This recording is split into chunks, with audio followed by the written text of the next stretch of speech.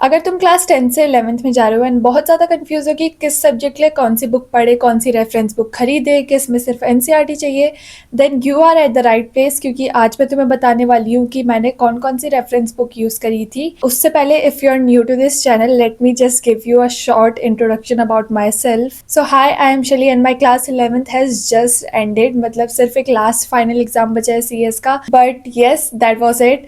इससे ज़्यादा मैं तुम्हें क्या बताऊँ अपने बारे में। अगर तुम्हें जानना है तो तुम मेरा चैनल चेकआउट कर सकते हो। इंट्रोडक्शन में ये भी बताना चाहिए था कि आई एम अ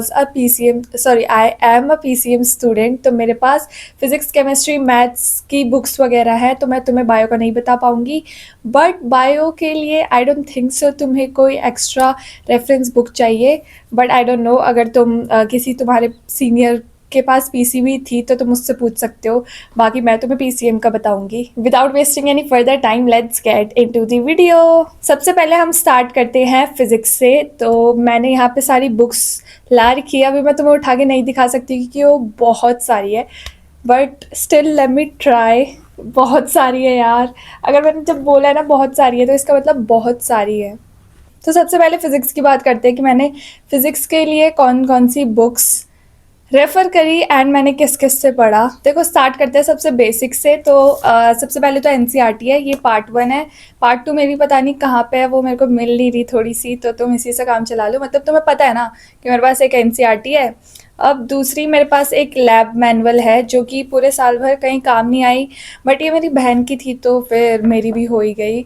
दो मैंने इसको यूज़ नहीं करा। एंड ये लैब मैनुअल SL अरोड़ा की है। Now the next one is this all in one, ये अरिहंत से है। अब नेक्स्ट है जो मेरे पास, वो है ये ओसवाल की क्वेश्चन बैंक। ये मेरे पास हर सब्जेक्ट के लिए है, मतलब PCM plus English. Now comes the main character.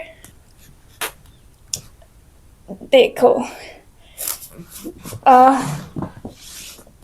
Volume 1 and volume 2 है ना, क्योंकि दो बुक्स है फिजिक्स की, दो बुक्स है केमिस्ट्री की, एंड मैथ्स की तो एक ही बुक है। तो this is the volume 1 and this is the volume 2 of physics SL Arora. अब बात करते हैं केमिस्ट्री की। एंड केमिस्ट्री में सबसे पहले तो ऑब्वियसली NCERT, ये NCERT का पार्ट 1 है। अगेन पार्ट 2 पता नहीं मेरी कहाँ खो रखी है, क्योंकि वो लास्ट टाइम पे स्कूल, अच्छा वो स्कूल बैग में होगी, बट अब कौन निकाले। तुम्हें पता है ना कि NCERT के 2 पार्ट्स है, तो 2 पार्ट्स ले लेना। देन इसकी भी लैब मैनुअल, इसकी तो बिल्कुल ही काम नहीं आई थी। एंड केमिस्ट्री की जो मेन कैरेक्टर है वो है SP जौहर। ये पार्ट 1 है एंड ये पार्ट 2 है, ऐसी कुछ ये दिखती है। एंड इसके लिए भी मेरे पास ओसवाल की क्वेश्चन बैंक है, जो कि मैंने यूज़ नहीं करी अगेन, क्योंकि क्वेश्चन प्रैक्टिस करने जितना मेरे को टाइम ही नहीं मिला अपनी पूरी 11th में। अब बात करते हैं मैथ्स की। एंड मैथ्स में जैसे मैंने 10th में भी सिर्फ NCERT करी थी, 11th में भी मैंने सिर्फ NCERT करी। एंड तुम्हें इसकी हालत देख के ये लग रहा होगा कि मैंने बहुत ज़्यादा पढ़ा है, इसका तो पिक्चर वाला भी नहीं है। मैंने बहुत ज़्यादा पढ़ा है, बट तुम मान सकते हो ऐसा है, ठीक है।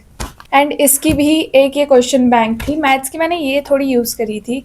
अब बात करते हैं इंग्लिश की। तो इंग्लिश की यही है NCERTs। इंग्लिश की तो NCERT भी कौन पढ़ता है। ये भी थी, ये मेरे को काम आई इंग्लिश के लिए। तो ये काम आई मेरे को, क्योंकि इंग्लिश में हमारे पास नोट्स होते नहीं है ना, तो मैंने इसी से पढ़ा था समरी वगैरह लास्ट मोमेंट में अपने उसके लिए। CS के लिए, तो CS के लिए अगर तुम्हारे पास CS है तो तुम प्रीति अरोड़ा की ले सकते हो। अब बात करते हैं मेरे पास एडिशनल कौन सा सब्जेक्ट है, वो है AI, जो कि मैंने बहुत बड़ी गलती करी लेके, क्योंकि मुझे आगे AI से कुछ करना ही नहीं है। एंड मैंने अपनी 6 सब्जेक्ट स्टिल वही ले लिया जिसमें मुझे पढ़ना पड़ेगा।